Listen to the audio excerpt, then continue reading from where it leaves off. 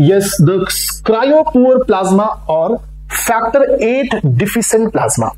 So नावातच आहे की काहीतरी असं आहे ज्याच्यामध्ये प्लाझ्माचाच हा पार्ट आहे ज्याच्यामध्ये फॅक्टर नंबर 8 हा अवेलेबल नाहीये. येस, असं होऊ शकतं काय पेरेंट्स? डेफिनेटली होऊ शकतं. मग आता कसं झालं हे आपण पाहणार आहोत. कशासाठी केलं हे पण आपण पाहणार आहोत. तर cryo poor plasma that is CPP is also non as cryo precipitate reduced plasma. Yes, आता याचं मिनिंग काय ते समजून घेऊ. हे समजल्यानंतर तुम्हाला याच्यामधले सगळे पॉइंट्स बी क्लिअर होतील. So cryo poor plasma is the plasma, हे असा प्लाझ्मा आहे aspirants remain after the removal of the cryo precipitate from the fresh frozen plasma.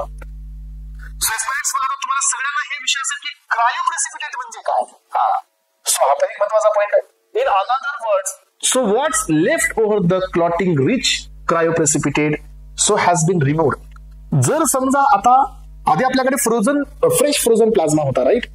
त्याच्यामध्ये काय होतं, प्लाझ्मा बी होते, क्लॉटिंग फॅक्टर्स बी होते.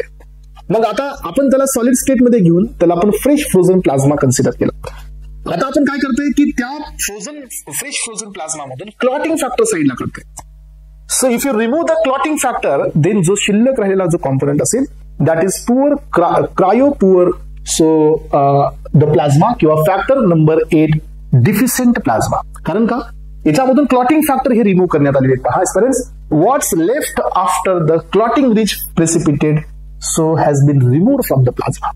प्लाझ्मा मधून आपण त्याला रिमूव्ह केलं की जे शिल्लक राहील एस्पेरेंट ते असेल पुअर प्लाझ्मा किंवा फॅक्टर 8 डिफिशियंट प्लाझ्मा असणार आहे.